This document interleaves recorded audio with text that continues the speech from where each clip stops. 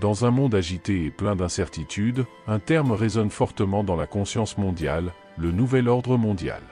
Mais quel mystère et vérité cachée se cachent derrière ce concept qui a retenu l'attention de tant de personnes? Est-ce juste une notion passagère, ou peut-être contient-elle des secrets plus profonds et plus significatifs? La Bible, trésor ancien de sagesse et de révélation, pourrait contenir les réponses que nous cherchons. Ces anciennes prophéties pourraient-elles éclairer le véritable sens et le véritable objectif du nouvel ordre mondial? Avons-nous assisté à la réalisation de ces avertissements et de ces visions sur le destin de l'humanité? Découvrez tout sur le nouvel ordre mondial dans cette vidéo. De ses débuts mystérieux à son dénouement, nous explorerons son histoire, ses liens politiques et économiques, ainsi que différentes perspectives sur sa signification. Rejoignez-nous dans ce voyage fascinant alors que nous plongeons dans les profondeurs de l'histoire et de la spiritualité, révélant les énigmes du nouvel ordre mondial et son impact sur notre monde. Avant de continuer, veuillez soutenir notre chaîne en aimant cette vidéo et en vous abonnant si ce n'est pas déjà fait. N'oubliez pas d'activer la cloche de notification pour être averti dès que nous publions une nouvelle vidéo. Aujourd'hui, il est courant d'entendre le terme « global » dans différents contextes, car il est devenu un élément essentiel de notre vocabulaire. Il est souvent utilisé dans des discussions qui transcendent les frontières nationales, comme l'économie, l'environnement et la santé publique. La récente pandémie a encore mis en évidence son importance, soulignant la nécessité d'une collaboration mondiale pour relever les défis communs. Cependant, un plan mondial de vaccination a émergé, proposé pour assurer une distribution équitable des vaccins et se préparer aux futures urgences. Malgré les défis techniques, ce projet entraîne également un contrôle accru de l'information sur les réseaux sociaux et une centralisation du pouvoir dans les sphères policières et judiciaires, générant d'intenses débats sur la liberté individuelle et la souveraineté nationale. C'est le scénario que nous explorerons plus en détail. Alors que les frontières deviennent obsolètes et qu'une autorité centrale en vient à dominer la vie humaine, avec un système religieux et économique unifié, des questions se posent sur la viabilité et la nature d'un éventuel nouvel ordre mondial. Cet ordre serait-il utopique ou dystopique? Ce concept remet en question l'équilibre entre unité et diversité, liberté et contrôle. L'idée d'un nouvel ordre mondial n'est pas vraiment nouvelle. Depuis l'Antiquité, elle est proposée ou considérée comme une alternative à l'organisation de la vie. Ces dernières années, surtout après la pandémie, l'urgence d'un ordre mondial plus clair et mieux défini est devenue plus évidente. Remontons le temps pour comprendre comment cette question était perçue il y a des décennies. En 1977, les sondes spatiales Voyager 1 et 2 sont lancées, transportant une plaque dorée destinée à être trouvée par des formes de vie intelligentes.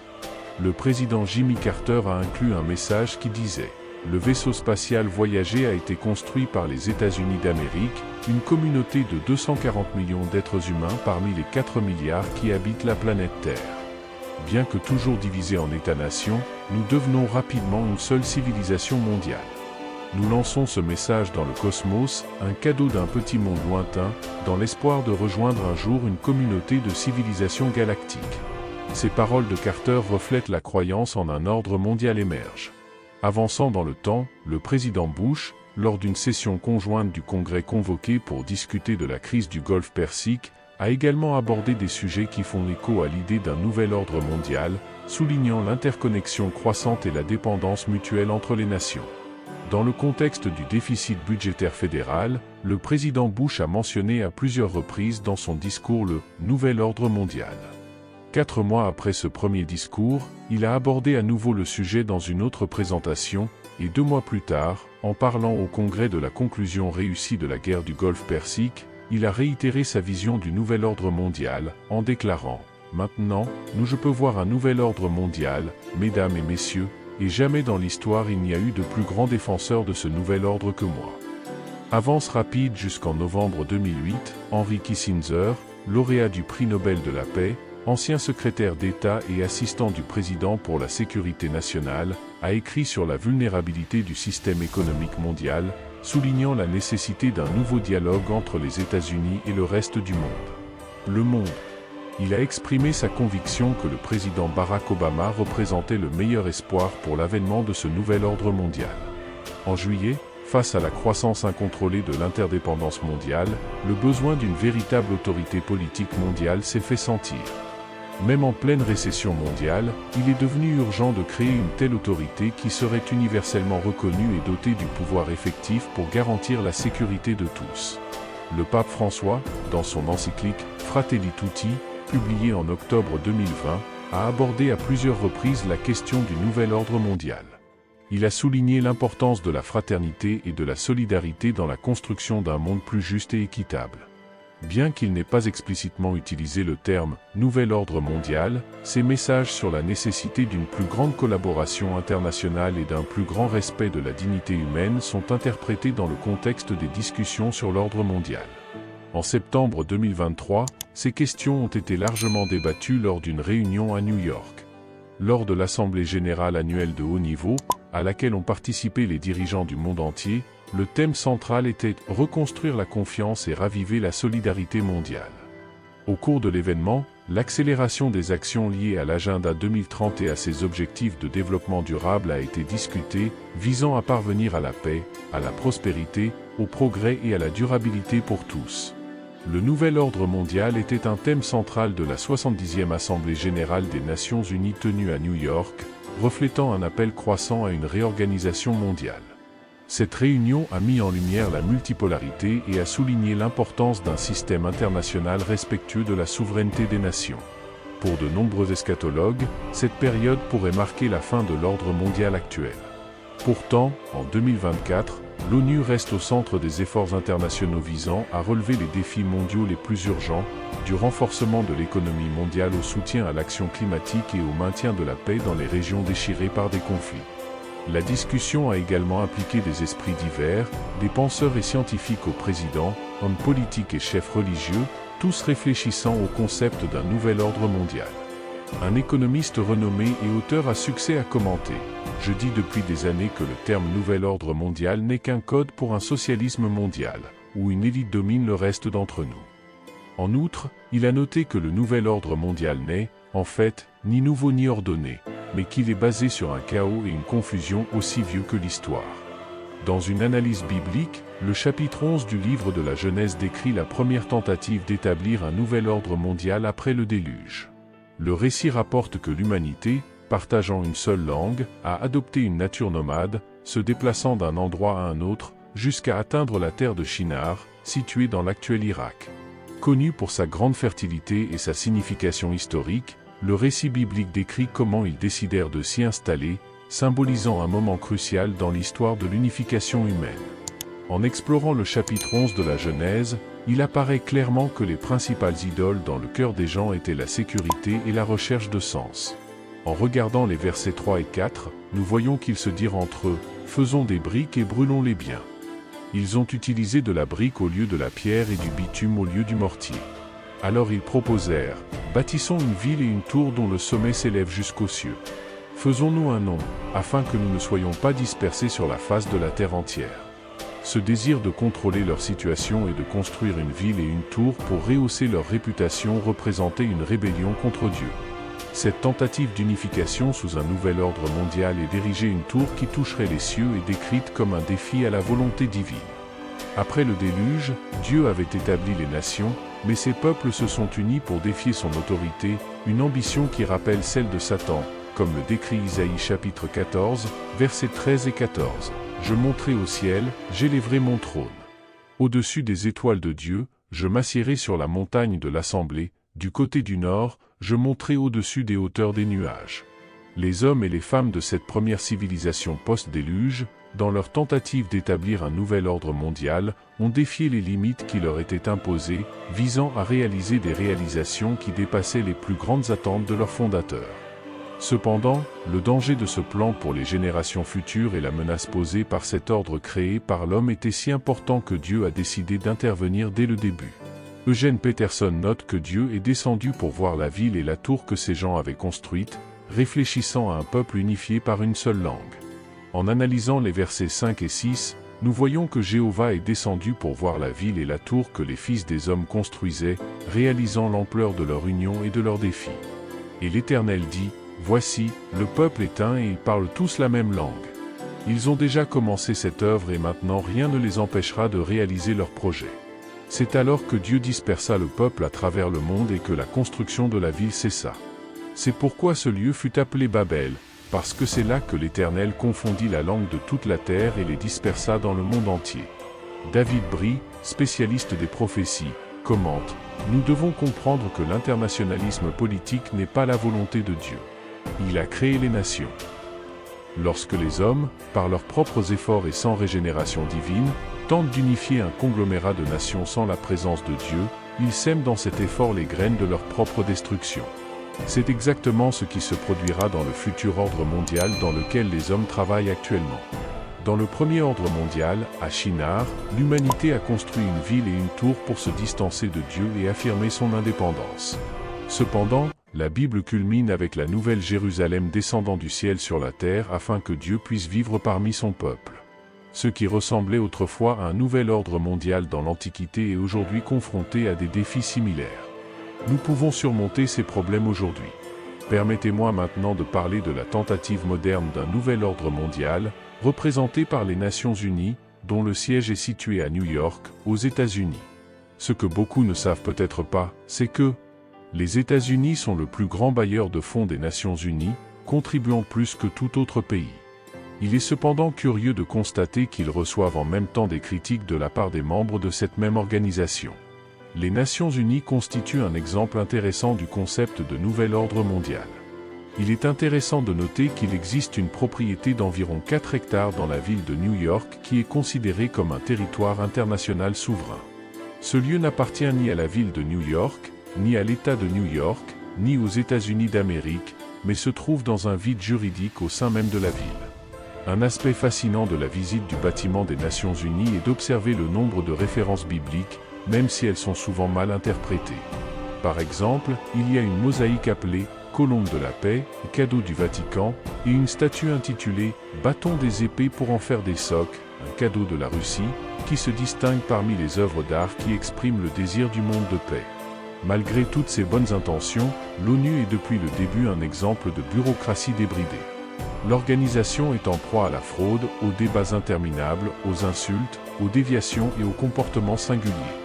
Tout comme la Tour de Babel n'a pas réussi à établir un nouvel ordre mondial, des doutes persistent quant à la capacité de l'ordre mondial actuel à résoudre les conflits et à instaurer une paix durable qui transforme notre monde. La question qui se pose désormais est la suivante. Le nouvel ordre mondial sera-t-il capable de réaliser ses idéaux? Quels sont les projets du nouvel ordre mondial et où vont-ils mener le monde? Allons-nous vers un monde de paix abondante ou de destruction? La Bible offre un aperçu des événements futurs remontant aux temps anciens, notamment la fin de l'ère humaine, et par extension, la fin de l'ordre mondial tel que nous le connaissons. Actuellement, la promesse de paix du nouvel ordre mondial semble irréalisable. Il est intéressant de noter que malgré les efforts continus visant à promouvoir la paix, le monde se retrouve toujours mêlé à des conflits quasi constants. Jusqu'à présent, tous les traités de paix ont été rompus, y compris ceux entre les nations et l'OTAN. Alors que les conditions mondiales se détériorent, la promesse de paix d'un personnage controversé connu sous le nom d'Antéchrist apparaît. Pour mieux comprendre ce concept, il est crucial d'en avoir une compréhension claire. Dans le livre de Daniel, chapitre 2, nous trouvons des révélations remarquables à travers la statue de Nabuchodonosor. Bien que nous n'abordions pas ici entièrement la signification de cette statue, nous vous invitons à approfondir ce sujet sur notre chaîne YouTube, où nous avons une vidéo détaillée analysant cette partie de la Bible. Maintenant, tournons notre attention vers le verset 43 du chapitre 2 du prophète Daniel, où il mentionne que, comme tu as vu le fer mêlé à l'argile, ils se mélangeront par les alliances humaines, mais ils ne s'uniront pas, tout comme le fer ne s'unit pas. Mélangés ensemble, mélangés avec de l'argile. Ce verset précise que les tentatives récentes en Europe d'unir différents pays par le biais d'alliances humaines, d'accords politiques et de traités diplomatiques, sans abolir l'indépendance et la souveraineté des nations, sont devenues pratiquement impossibles. Cela a été confirmé par certains des politologues les plus renommés du monde, mais c'est désormais une réalité tangible. Analysons également le verset 42 de Daniel chapitre 2, qui dit « Et comme les orteils étaient en partie de fer et en partie d'argile, ainsi sera le royaume, en partie fort et en partie faible. » L'argile, composée d'éléments opposés à la terre et mélangée au fer, élément étranger à ces deux composants, reflète clairement que tant dans le présent que dans le futur, la politique et la diplomatie internationale seront saturées de contradictions, reflétant la réalité complexe d'un monde qui tente d'unir des forces incongrues, soulignant la fragilité inhérente à cet effort.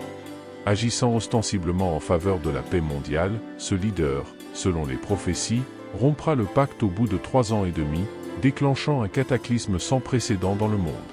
Aujourd'hui, le monde réclame un leadership sauveur.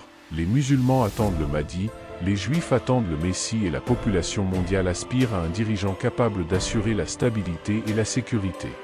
Des exemples d'impact transformateur peuvent être observés chez des dirigeants comme Nayib Bukele au Salvador, qui a transformé une situation de chaos en un scénario de plus grande sécurité, faisant du pays le plus sûr d'Amérique du Sud.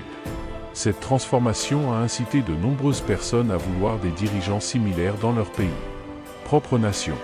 Il est crucial de comprendre que, selon l'interprétation biblique, l'Antéchrist sera un leader charismatique et stratégique qui gagnera le soutien du peuple par ses propositions et ses actions, se présentant comme une solution aux problèmes mondiaux.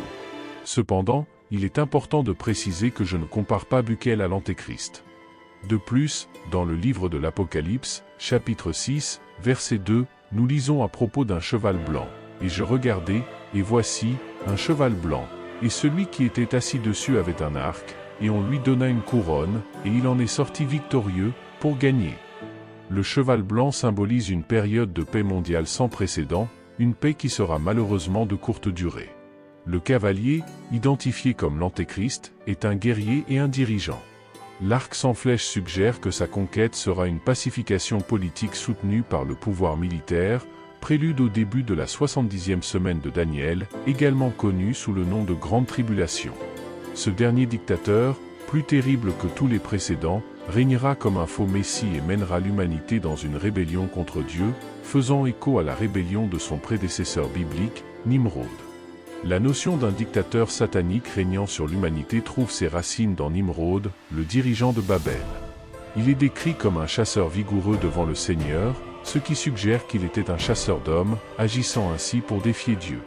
Actuellement, le scénario politique et social semble préparé pour l'émergence d'une telle figure politique, qui émergera lorsque Dieu le permettra, selon son plan divin. Dans le livre de l'Apocalypse, chapitre 13, versets 1 et 12, nous lisons « J'étais sur le rivage et je vis monter de la mer une bête, ayant 7 têtes et 10 cornes, et sur ses cornes 10 couronnes, et sur ses cornes 10 couronnes. Sa tête était comme un blasphème. La bête qui vivait était comme un léopard, ses pieds étaient comme ceux d'un ours et sa gueule était comme celle d'un lion. » L'apôtre Jean décrit l'union de 10 dirigeants mondiaux qui, grâce à la démocratie moderne, choisiront un leader commun pour guider l'humanité dans ces derniers instants.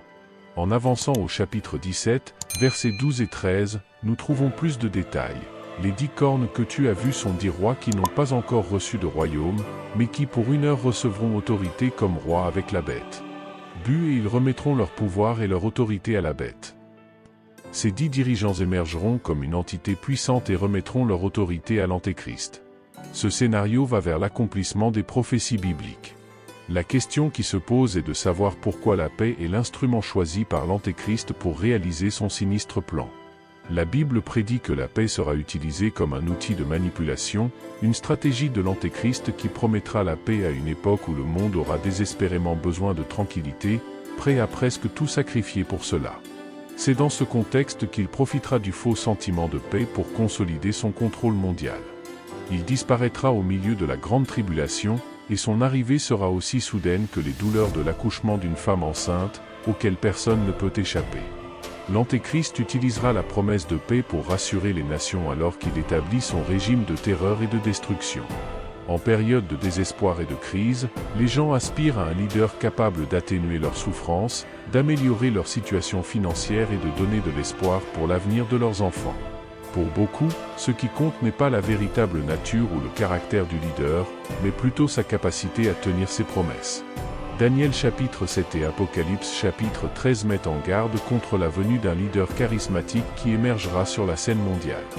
Ce leader, en plus d'être physiquement attirant et éloquent, sera extrêmement cruel et fera preuve de tendance au culte de la personnalité, gagnant une adoration mondiale et exerçant une grande influence sur les masses. Dans le livre du prophète Daniel, chapitre 8, verset 25, nous lisons « Il sera un maître de tromperie et deviendra arrogant. Il en détruira beaucoup soudainement et entrera même en bataille avec le prince des princes, mais il sera brisé, pas par la main de l'homme. La fausse paix promise par l'Antéchrist met en lumière une vérité essentielle. Sans Jésus-Christ, il n'y a pas de paix pour les méchants, comme le dit Isaïe chapitre 57, verset 21. Le dilemme avec la promesse d'établir un nouvel ordre mondial réside dans le fait que cela promet quelque chose qui ne peut humainement pas être réalisé, car toutes les nations de ce nouvel ordre sont dirigées par des individus au cœur corrompu. Bien que la Bible ne le formule pas ainsi, il existe un dicton pertinent qui résonne à travers les âges. Le pouvoir corrompt, et le pouvoir absolu corrompt absolument. La quête du pouvoir compromet la possibilité de parvenir à la paix et à l'unité mondiale, ce qui constitue un idéal inaccessible. Nous aspirons tous à l'harmonie, mais est-ce possible ? La recherche d'un nouvel ordre mondial est problématique car elle promet une paix et une unité inaccessibles, ouvrant la voie à un dirigeant mondial unique et jetant les bases d'une économie mondiale sous une direction unique. Dans la dernière étape de ce nouvel ordre mondial, les événements décrits dans le livre de l'Apocalypse, chapitre 13, versets 15 à 17, se réaliseront. L'Antéchrist sera autorisé à donner vie à l'image de la bête, lui permettant de parler et ordonnant de tuer tous ceux qui ne l'adorent pas. Il exigera aussi que chacun, petit et grand, riche et pauvre, libre et esclave, reçoive une marque sur la main droite ou sur le front, sans laquelle personne ne pourra acheter ni vendre. Au départ, tout a commencé avec la promesse de paix, de sécurité et de bien-être pour tous, et le dirigeant a reçu le pouvoir de guider le monde vers l'harmonie. Cependant, ce supposé pacificateur révèle désormais un sinistre plan. Son véritable objectif est d'être adoré, après avoir trompé même les habitants de la terre et les Juifs, qu'il avait initialement acceptés comme le Messie. Il révèle enfin sa véritable identité en tant qu'agent de calamité et de destruction sans précédent. Il est évident que la vraie paix ne peut naître de cet individu. Au cours des 3 dernières années de la période de tribulation, l'Antéchrist prendra le contrôle du monde grâce à des stratégies de manipulation. Il exigera l'adoration et publiera un décret pour tuer tous ceux qui refusent d'adorer le dirigeant du monde et son image. Beaucoup de ceux qui résistent à l'Antéchrist le paieront de leur vie. Pour maintenir notre fidélité à Jésus-Christ, lisons dans 2 Thessaloniciens, chapitre 2, verset 4, où il est décrit comment il s'oppose et s'élève au-dessus de tout ce qui est appelé Dieu ou objet d'adoration, se montrant comme s'il était Dieu. L'Antéchrist s'opposera et se soulèvera contre tout ce qui est appelé Dieu ou objet d'adoration, de telle manière qu'il s'assiera dans le temple de Dieu, se présentant comme s'il était Dieu. Cet événement se produira au milieu de la période de tribulation, lorsque l'Antéchrist profanera le temple juif reconstruit à Jérusalem, s'y plaçant pour être adoré, un événement connu sous le nom d'abomination qui provoque la désolation, comme décrit dans Matthieu chapitre 24, verset 15. Cet acte marquera le point culminant de la grande transgression de l'homme en essayant de se déifier, défiant ouvertement Dieu. De plus, l'Antéchrist cherchera à acquérir un contrôle économique total sur le monde. Tout le monde sera obligé de l'adorer et de recevoir une marque sur la main ou sur le front afin d'acheter ou de vendre, une marque qui identifiera les adeptes de la religion mondiale promue par lui. Ceux qui refusent de recevoir la marque seront persécutés et condamnés à mort. Il est indéniable que l'Antéchrist utilisera les progrès scientifiques pour exercer un contrôle global sur le monde entier. Le régime de l'Antéchrist représentera une dictature qui pourrait être la pire de l'histoire, caractérisée par un massacre sans précédent de ceux qui s'opposent à lui, y compris les Juifs, qui finiront par reconnaître son mensonge comme étant le Messie. Chers auditeurs, le chemin vers le nouvel ordre mondial nous mène à la perversion et à l'apostasie les plus profondes, sans précédent dans l'histoire de l'humanité. Ce chemin mène directement au service de Satan et finalement, à la damnation éternelle loin de Dieu. L'issue du nouvel ordre mondial se déroulera exactement comme le prédisent les Écritures. Dans la Bible, nous trouvons dans le livre du prophète Sophonie, chapitre 3, verset 8, une déclaration puissante. « Attendez-moi donc, dit le Seigneur, le jour où je me lèverai pour témoigner. Ma décision est pour rassembler les nations et rassembler les royaumes, pour déverser sur eux mon indignation, toute la force de mon zèle, avec le feu de mon zèle, la terre entière sera consumée. » L'Antéchrist, dans sa tromperie et sous l'influence démoniaque, tentera de détruire la ville sainte de Dieu, Jérusalem, et rassemblera toutes les armées de la terre pour la combattre. Dans le livre de l'Apocalypse, chapitre 19, versets 19 à 21, le récit continue, « Et je vis la bête, et les rois de la terre, et leurs armées rassemblées pour faire la guerre à celui qui montait le cheval et à son armée. La bête fut capturée, et avec elle se trouvait le faux prophète qui accomplissait les miracles en sa présence, avec lesquels il trompait ceux qui recevaient la marque de la bête et adoraient son image. Ces deux-là furent jetés vivants dans les temps de feu brûlant, avec du soufre qui sortait de la bouche de celui qui était assis sur le cheval, et tous les oiseaux se rassasièrent de sa chair. Cette image de la bête et de sa vaste puissance est également mentionnée plus tôt dans Apocalypse, chapitre 17, versets 13 et 14. Ceux-ci ont un seul dessein et remettront leur puissance et leur autorité à la bête. Ils feront la guerre à l'agneau, mais l'agneau les vaincra, car il est le Seigneur des seigneurs et le Roi des rois, et avec lui seront les appelés, les élus et les fidèles. Ces passages décrivent le moment où les armées se rassemblent pour se battre le grand jour de Dieu Tout-Puissant, marquant un moment décisif de confrontation et de victoire divine. À Armageddon, la bête et le faux prophète sont capturés et jetés vivants dans les temps de feu, marquant le sort final de tous les incroyants. L'Antéchrist et le faux prophète sont les premiers à subir ce tourment éternel. Les alliés de la bête sont vaincus par l'épée émanant du Christ, et tous ceux qui meurent sont envoyés dans l'Hadès dont Jésus garde les clés jusqu'à ce qu'ils soient définitivement jugés. La fin tragique du nouvel ordre mondial reflète les conséquences d'une recherche d'une voie qui exclut Dieu, mais le Seigneur prévaudra, détruisant le mal et établissant son royaume de paix éternelle. Gloire à Dieu! Chers auditeurs, nous vivons dans une période de transition et de changement important, qui semble préparer le terrain pour l'émergence d'un nouvel ordre mondial. Les progrès technologiques, la mondialisation et les défis mondiaux tels que le changement climatique et les pandémies ont intensifié le sentiment d'interconnexion et la nécessité d'une plus grande collaboration entre les nations. En outre, plusieurs mouvements politiques et économiques cherchent à redéfinir les structures de pouvoir et de gouvernance.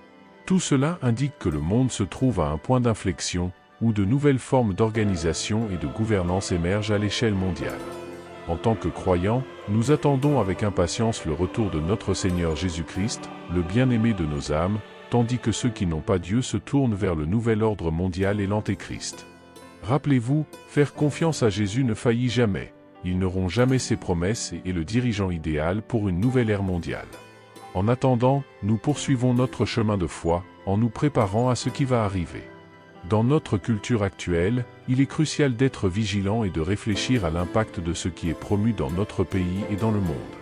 Amis auditeurs, rappelez-vous que sans Jésus-Christ, il n'y a pas de paix durable dans aucun domaine de la vie. La vraie paix commence dans le cœur de chaque personne à travers Jésus-Christ et s'étend à la famille, à l'Église, à la nation et au monde entier. Il est le prince de la paix et le seul véritable artisan de la paix. Sur ce, nous terminons cette vidéo. Nous espérons que les réflexions partagées vous ont été précieuses. Au plaisir de vous retrouver dans notre prochaine vidéo. Que Dieu te bénisse.